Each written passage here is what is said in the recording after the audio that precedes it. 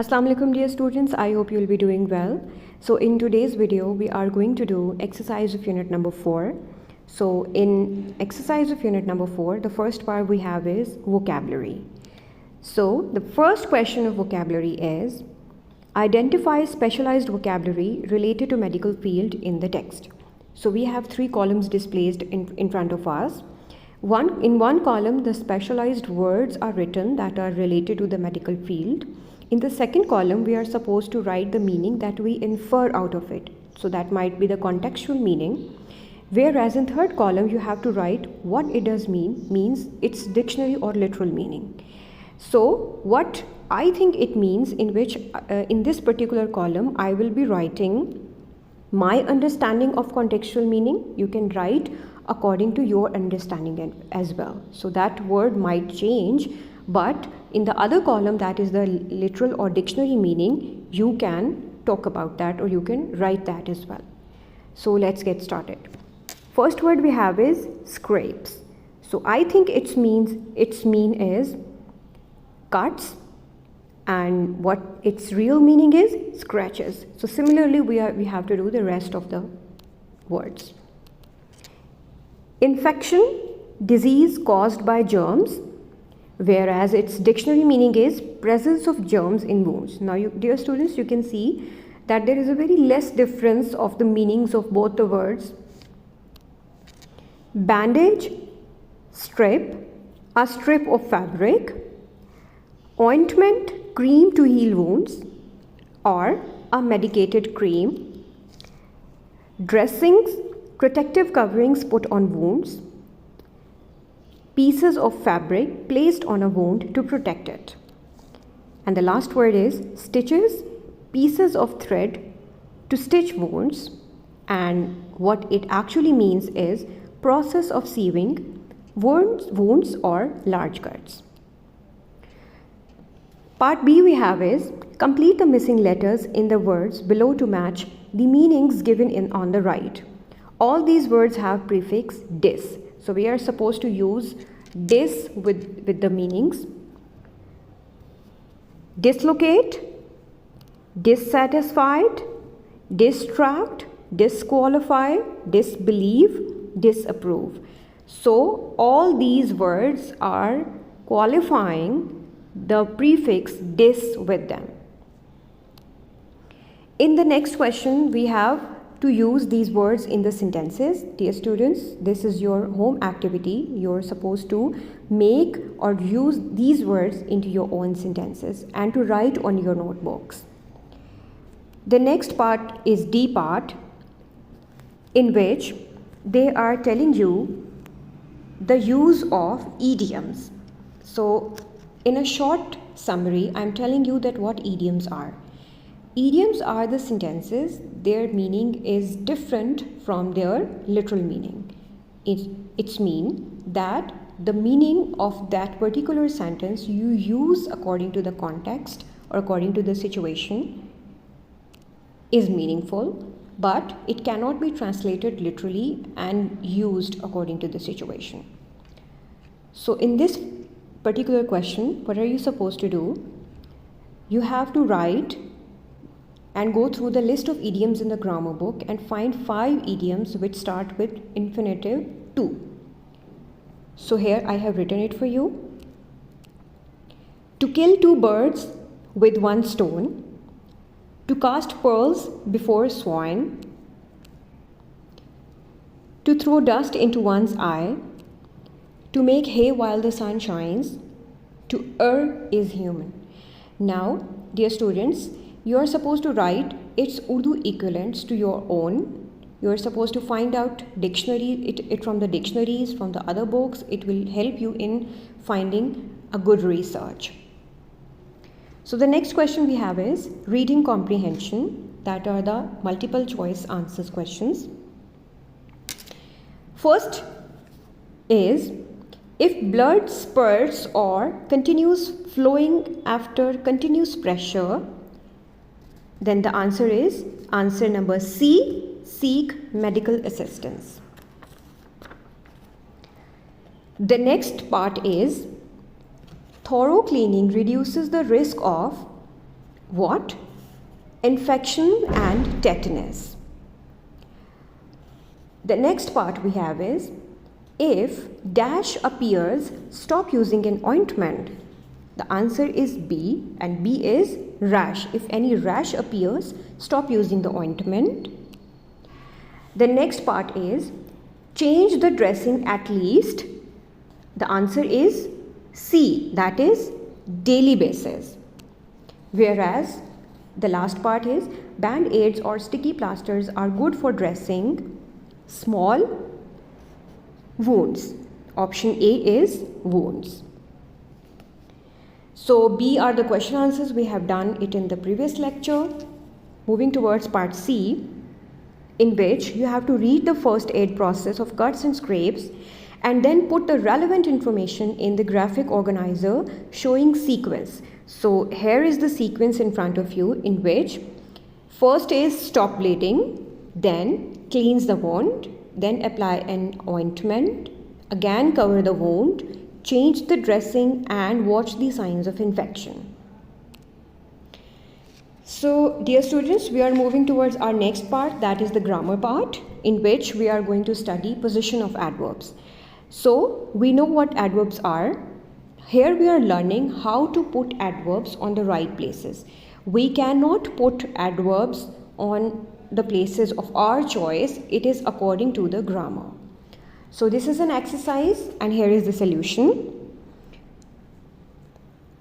I am always happy when it is my birthday. Now here always is the adverb and it is coming before the adjective. So the purpose of this particular adverb is here to identify or to modify the reason of happiness. So it is actually modifying a verb. My brother gets up at 6 o'clock from Monday to Friday as he often goes jogging. So again, often is modifying goes, that is a verb. He went to the market last night. So last night is again modifying the action of being gone. The next part is, have you ever been to Hunza Valley? Ever is an adverb. The birds were chirping beautifully.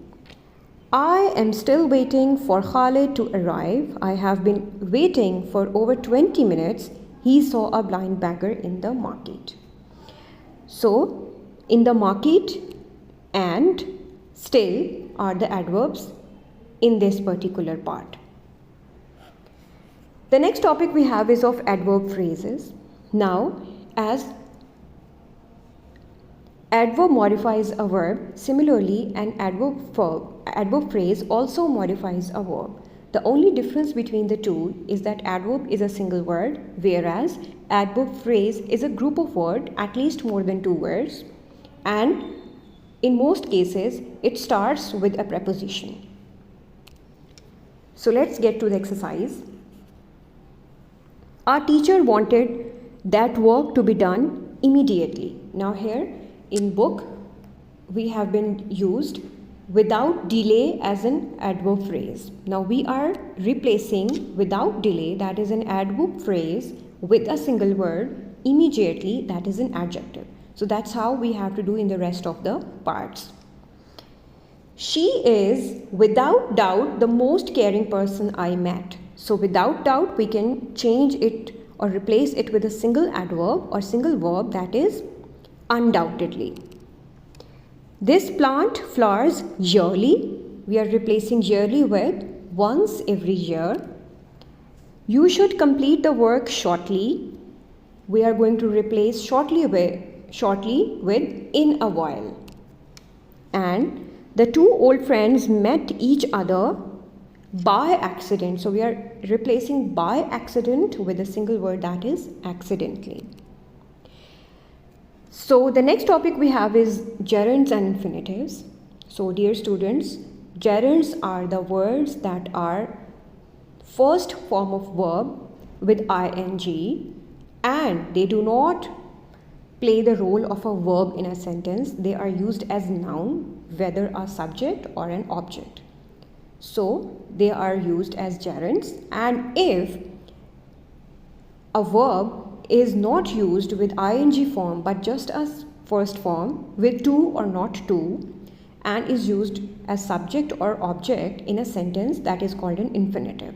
So the difference between both is that they have the same function. Both play the role of a noun in a sentence. The difference is its appearance. That gerund takes ing with the verb, whereas an infinitive does not take ing with it.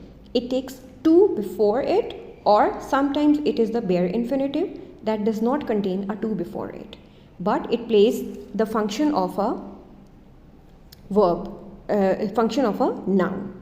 So let's get to the exercise. We have to complete the following sentences with infinitives or gerunds, whichever is appropriate.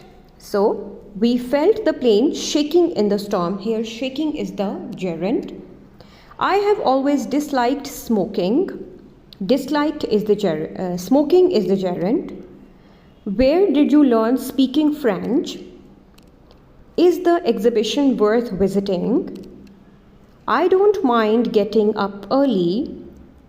We'd love to come with you. Now here to come is an infinitive. You can see that we have used to before the first form of the verb, and it is being used as a noun here.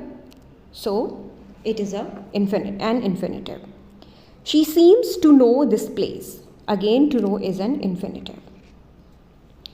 So dear students, the next question we have is identify gerunds and infinitives in the following sentences. Now we have to identify the gerunds and infinitives.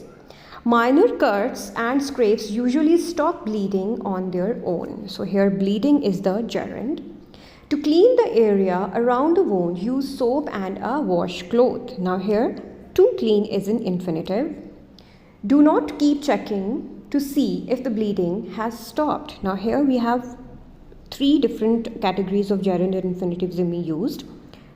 Checking is a gerund. To see is an infinitive, whereas bleeding again is used as gerund here. The next question we have is, so try to keep it out of the actual wound. So to keep is an infinitive here.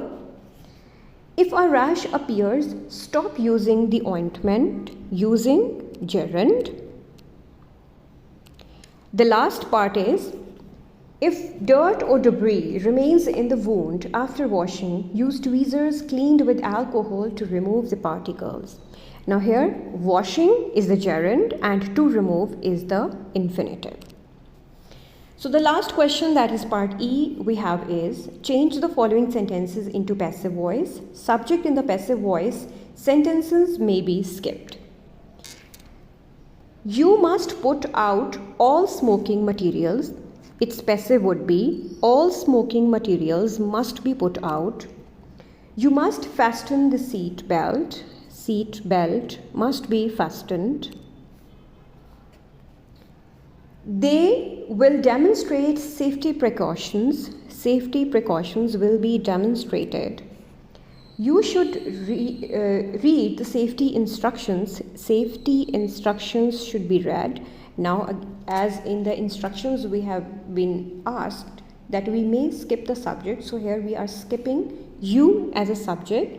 We do not need to replace it in the form of an object. You can store small packages in the overhead compartment. Small packages can be stored in the overhead compartment. Now again here in this particular sentence, we are not using the object by replacing the subject of the active voice. If it has to be done, so we can add by you. We can add it in. So that is it for today, dear students. I hope you would have completely understood the exercise concept. So if there is any problem, any question that you want to ask, you may contact your teacher or drop a comment below, or you may also research it according to your own, so it may boost up your understanding. So thank you very much. Take care of yourself. Allah Hafiz.